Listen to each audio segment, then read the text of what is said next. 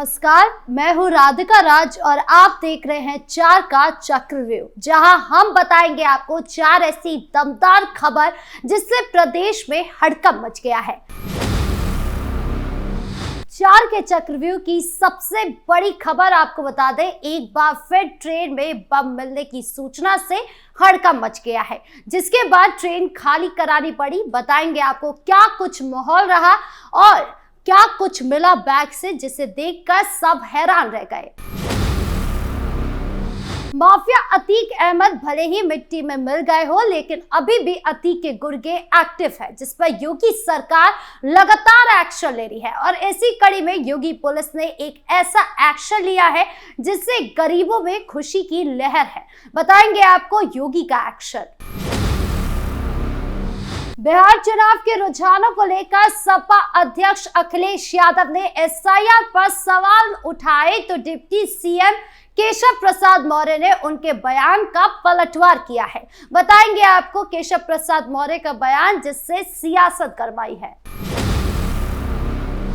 बिहार में एनडीए की जीत समाजवादी पार्टी को पच नहीं रही है, जिसके बाद सपा नेता लगातार बड़े बड़े आरोप चुनाव आयोग पर लगा रही है। और इसी कड़ी में सपा सांसद अवधेश प्रसाद ने चुनाव आयोग पर गंभीर आरोप लगाए हैं। बताएंगे आपको अवधेश प्रसाद का आरोप। तो चलिए शुरू करते हैं 4 का चक्रव्यूह। 4 के चक्रव्यूह की सबसे बड़ी और सनसनीखेज खबर से शुरुआत करते हैं, जो सीधे देश की रेल सुरक्षा से जुड़ी हुई है। और एक बार फिर आतंक की आशंका ने पूरे सिस्टम में हड़कंप मचा दिया है। 15 नवंबर की रात करीब 11:05 पर प्रयागराज डिवीजन कंट्रोल रूम में एक मैसेज आता है, जिसमें एक फोटो के साथ दावा किया जाता है कि दिल्ली से बिहार जा रही स्वतंत्रता संग्राम सेनानी एक्सप्रेस ट्रेन में एक व्यक्ति बम लेकर यात्रा कर रहा है। सूचना मिलते ही पूरे रेलवे और सुरक्षा तंत्र में अलर्ट घोषित हो जाता है। ट्रेन को तुरंत अलीगढ़ रेलवे स्टेशन पर प्लेटफॉर्म नंबर 3 पर रोक दिया जाता है।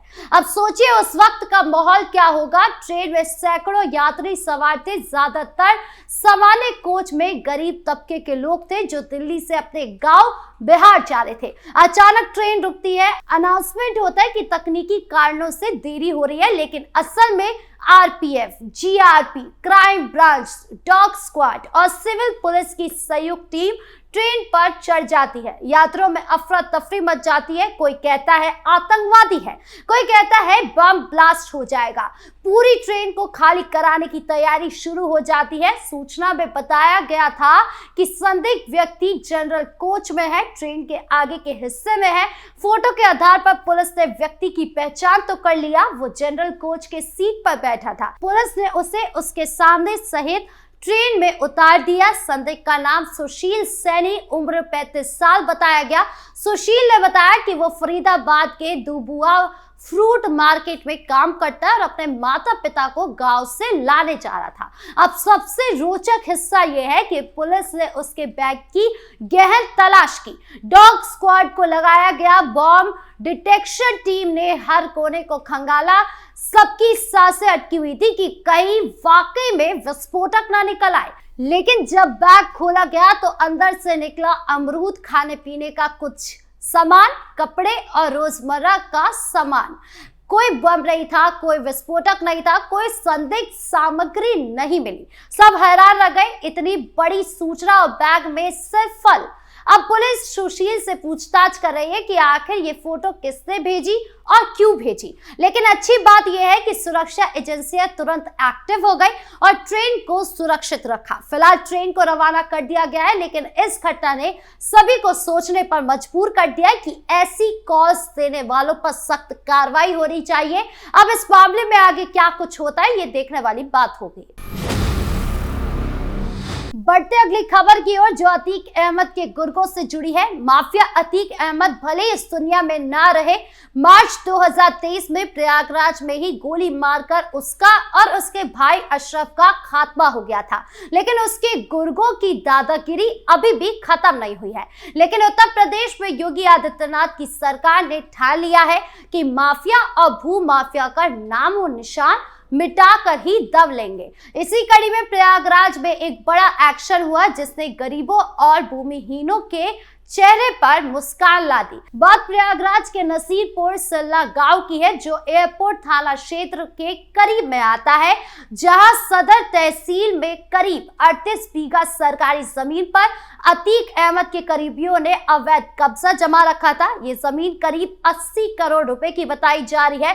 कब्जा करने वालों में अमानुल्ला अहमद, इकबाल अहमद, गुलाम गौस जैसे नाम शामिल थे। ये सभी अतीक के पुराने गुर्गे या सहयोगी माने जाते हैं। यह जमीन उत्तर प्रदेश जमींदारी ग्राम सभा की थी, जिसे अधिकतम 5 साल के लिए पट्टे पर दिया जा सकता था, लेकिन माफियाओं ने इसे हमेशा के लिए हड़प लिया था।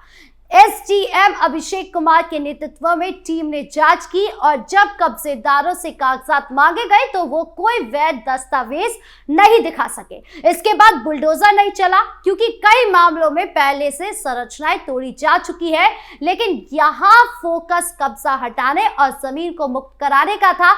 पूरी 38 बीघा जमीन को कब्जा मुक्त घोषित कर दिया गया। तहसीलदार सदर को निर्देश दिया गया कि राजस्व निरीक्षक और लेखपाल लगातार निगरानी रखें ताकि दोबारा कब्जा ना हो सके। यह एक्शन इसलिए खास है क्योंकि ये जमीन अब गरीबों, भूमिहीनों और ग्राम सभा के लिए उपलब्ध हो गई है। योगी सरकार की नीति है कि माफिया से छुड़ाई गई जमीन को गरीबों के आवास या अन्य कल्याणकारी योजनाओं के लिए दिया जाए। अब कम से कम ग्राम सभा इसे गरीबों में बांट सकेगी या सामुदायिक कार्यों के लिए इस्तेमाल कर सकेगी। एसडीएम ने साफ कहा कि भविष्य में भी कोई सरकारी जमीन पर कब्जा करने की कोशिश करेगा तो सख्त कार्रवाई होगी। अब आगे किस माफिया का नंबर आता है, कौन सा एक्शन होता है, ये देखने वाली बात होगी।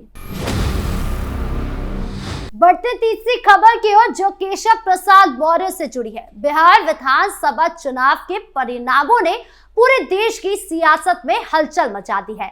एनडीए की भारी जीत, जहां नीतीश कुमार के नेतृत्व में गठबंधन ने 200 से ज्यादा सीटों पर बढ़त बनाई, वहीं महागठबंधन सिर्फ 37 सीटों पर सिमट गया। इस करारी हार को पचा पाना विपक्ष के लिए मुश्किल हो रहा है, खासकर समाजवादी पार्टी के लिए जो इंडिया गठबंधन का हिस्सा है। सपा अध्यक्ष अखिलेश यादव ने सबसे पहले हमला बोला। उन्होंने सोशल मीडिया प्लेटफॉर्म एक्स पर एक के बाद एक पोस्ट करके चुनाव प्रक्रिया पर गंभीर सवाल उठाए। अखिलेश ने लिखा कि बिहार में एसआईआर का जो खेल खेला गया वो उत्तर प्रदेश, पश्चिम बंगाल या तमिलनाडु जैसे राज्यों में नहीं चलेगा। उन्होंने इसे एक सुनियोजित साजिश बताया और कहा कि अब पीड़ित समुदाय के लोग प्रहरी बनकर इस पर कड़ी नजर रखेंगे। अखिलेश यही नहीं रुके, उन्होंने भाजपा को लोकतंत्र की नहीं बल्कि धोखे की पार्टी करार दिया। उनके मुताबिक ईवीएम में गड़बड़ी, वोटर लिस्ट से नाम कटवाना और चुनाव आयोग की मिली भगत से ही एनडीए की ये जीत संभव हुई है। यह बयान इसलिए और महत्वपूर्ण हो जाता है क्योंकि अखिलेश खुद उत्तर प्रदेश के पूर्व मुख्यमंत्री है और 2027 में यूपी चुनाव होने हैं। वो जानते हैं कि बिहार का परिणाम यूपी की सियासत को प्रभावित करेगा। अब बात उत्तर प्रदेश के डिप्टी सीएम केशव प्रसाद मौर्य की। केशव प्रसाद मौर्य ने अखिलेश यादव के बयान पर तुरंत पलटवार किया। एक्स पर पोस्ट करते हुए उन्होंने लिखा, मगध जीत लिया है, अवध भी जीतेंगे, 2027 में 2017 दोहराएंगे।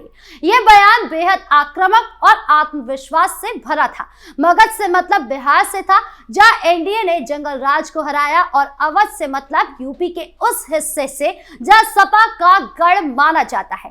केशव मौर्य ने बिहार की जनता को धन्यवाद दिया कि उन्होंने विकास, अच्छी सरकार और गरीब कल्याण को चुना, ना कि परिवारवाद, कट्टावाद और जंगल राज को। केशव ने अखिलेश को सीधी चेतावनी दी कि उत्तर प्रदेश में उन्हें बिहार से भी बुरी हार का सामना करना पड़ेगा।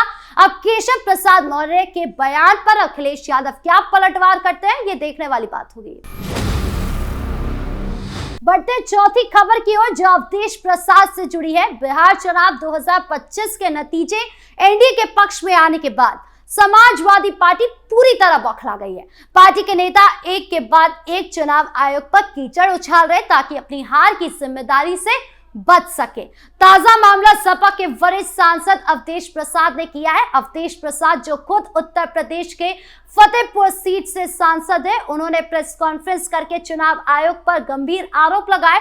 उनके मुताबिक एनडीए की ये जीत जनता की नहीं बल्कि चुनाव आयोग की मिली भगत से हुई है। अवधेश प्रसाद ने विस्तार से बताया कि चुनाव के दौरान आचार संहिता का खुलेआम उल्लंघन हुआ। नीतीश कुमार सरकार ने महिलाओं के बैंक खातों से 10,000 रुपए डाले जो सीधे सीधे वोट खरीदने की कोशिश थी। यह पैसा सरकारी योजनाओं के नाम पर डाला गया, लेकिन टाइमिंग चुनावी थी। चुनाव आयोग से शिकायतें की गई लेकिन कोई एक्शन नहीं लिया गया, न पाबंदी लगी न जांच हुई।